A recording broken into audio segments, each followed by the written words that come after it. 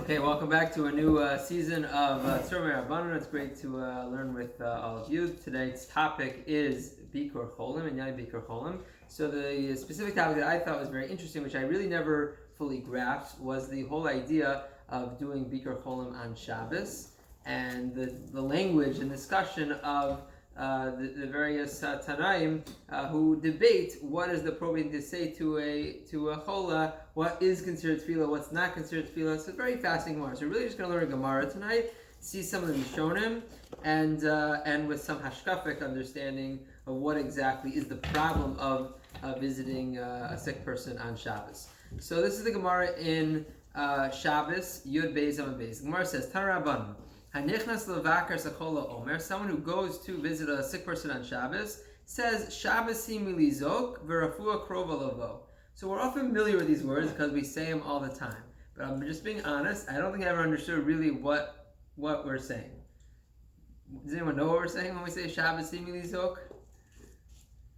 Right, it just we say it as if like it's. I never reflect on what it means.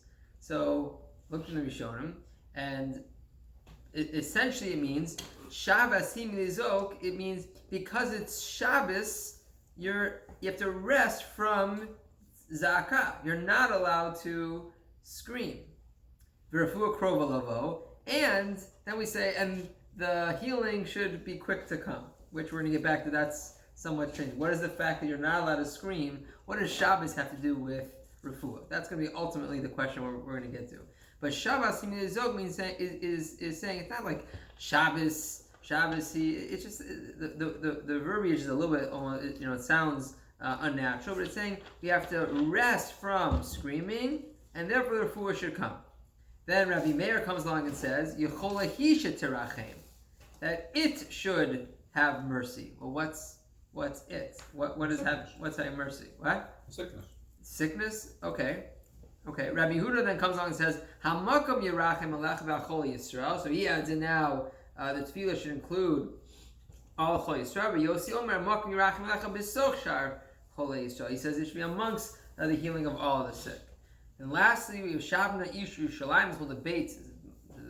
Tosfos talks about who is the Shav Yerushalayim. But either way, his opinion was B'Knisasa Omer Shalom. When you first visit a sick person, you say Shalom. U'B'Tziasa Omer Shabbos Sim Lizok. And then when you leave, you say it's Shabbos-y, so we're not allowed to do tzaka, which basically means we're not allowed to daven. V'rafua krova lavo, and the refuah, the healing should come quickly. V'rach v'rubin, Hashem has lots of mercy. V'shivto v'shalom, you should dwell v'shalom. So it just seems like a very cryptic idea. What exactly is the connection between Shabbos and healing, and what's the problem of tefillah on Shabbos? We spend plenty of time davening. So why is it that we're not allowed to daven for a sick person on Shabbos? Direct bakasha. Okay, so we have an inyan that we don't make, we're not shoel tzuracha b'Shabbos. We don't ask our private interests, and that's another question. Why not? Why are private interests incongruous with the theme of Shabbos? Or it's just not part of the playbook of Shabbos? Why do we have this concept that we don't ask shoel tzuracha? We don't ask our own needs? Okay, so specifically when it comes to understanding the idea of refuah by a chola, so that we show them on this Gemara weigh in. So Rashi says, Shabbos lizok, it's Shabbos, so we're not allowed to scream. Rashi says, Tzarich laharchiv daitam b'tanchumim. We have to make the chola feel better. Shelo yitzaro, they shouldn't be sitting in his misery. So we tell him we're not allowed to scream, but refuah krova lavo, healing is on its way, which to me sounds like a little bit of almost like false flattery over here. It's like you're gonna be okay, pal. That's what they tell us not to do in chaplaincy school. Right. Don't go into the rooms and be like, it's gonna be okay. You don't know that. So who are we on Shabbos to say refuah krova lavo? It seems almost like insincere for it to say it to the chola. But either way, Rashi says the goal is shluitz taru. There is an in on Shabbos, and we're supposed to try our best not to make this person get emotional, and therefore we're giving him chizuk. Then Rashi says, "What does mean yechol hisha terachem?" So this is interesting.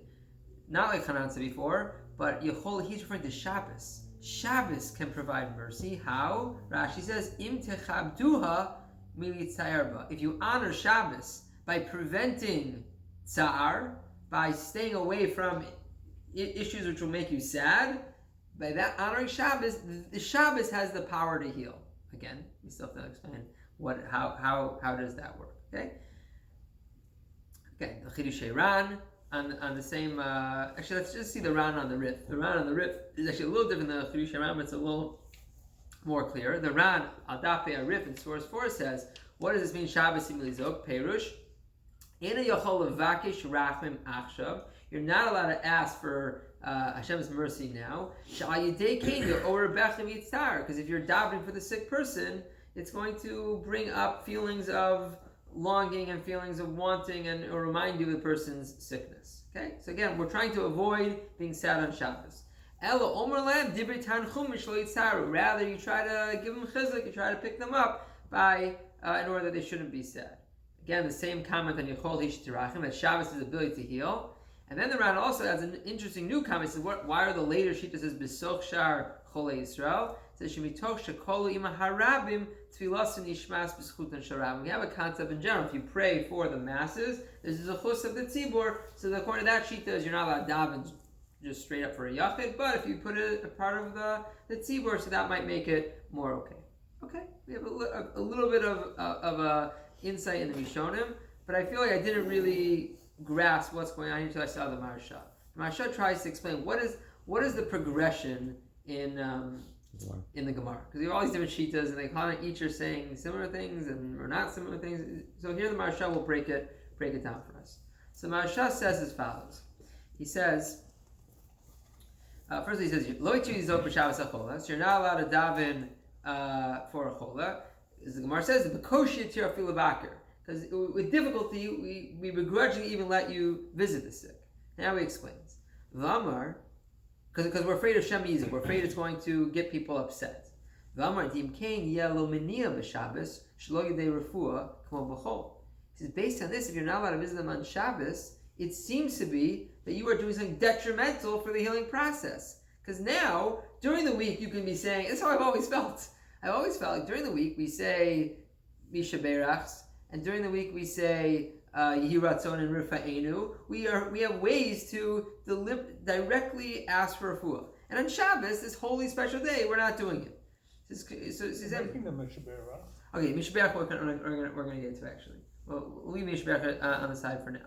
But he says, Yishlu Meniyah b'Shabbos shlo yavo lidei refuah k'mo b'chol sheyachol yitpalel al refuah. Then there you're allowed to have it, in Shabbos you're not. He says, Al Kain Amar. Refuah krova lavo b'Shabbos below tefillah, kamosh b'tefillat chol. So Maharsha says there's a way somehow Shabbos has the power to heal even without a tefillah. You don't need to daven on Shabbos. We've established you're not supposed to, but now we're saying that the understanding is on Shabbos you don't need to daven because there's some impact of Shabbos is so powerful which has a healing power. We're going to need to develop that.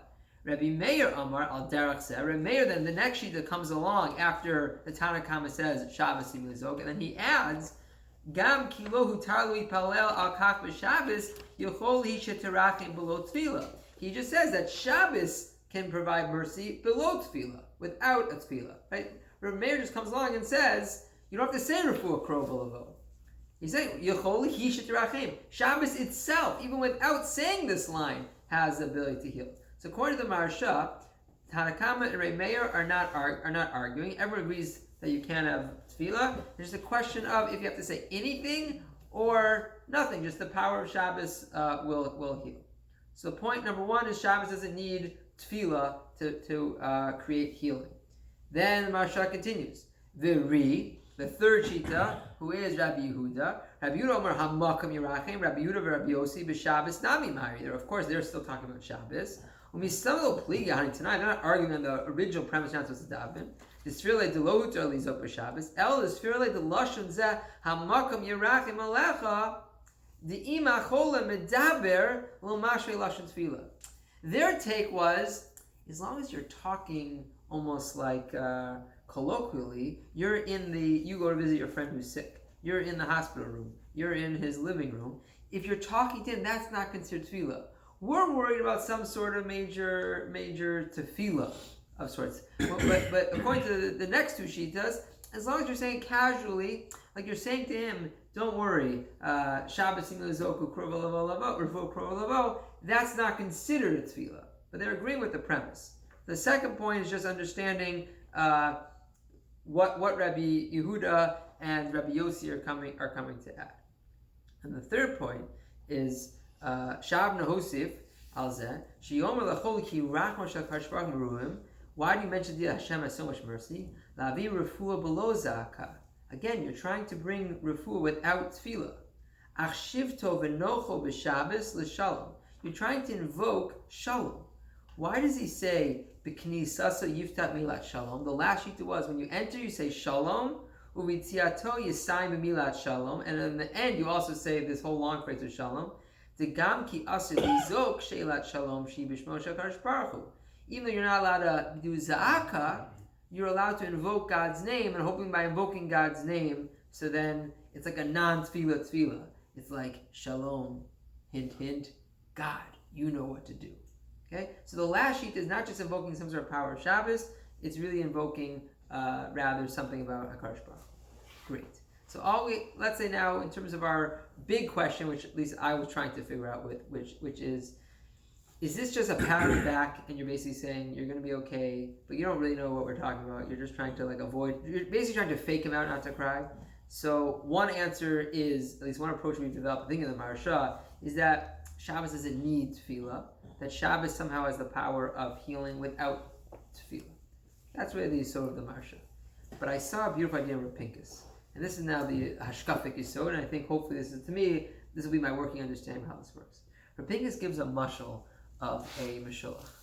He says, I read it earlier, I read it yesterday, so I don't remember exactly who's quoting a Rebbe, but he said that if you ask him, a Meshullach, what are the successful visits and what are the not successful visits?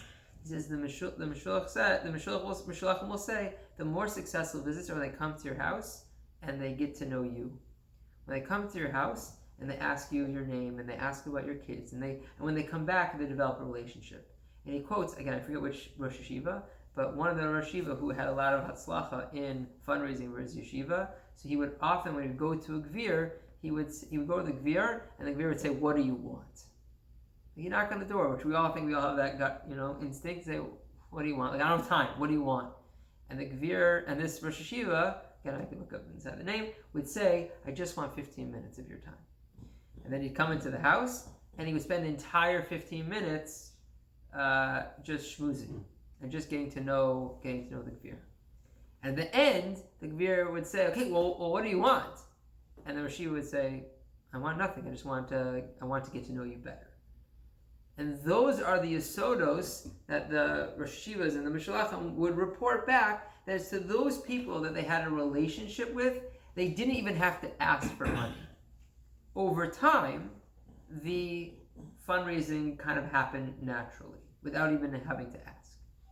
And so Rav Pinkus says, that's the yesod of Shabbos.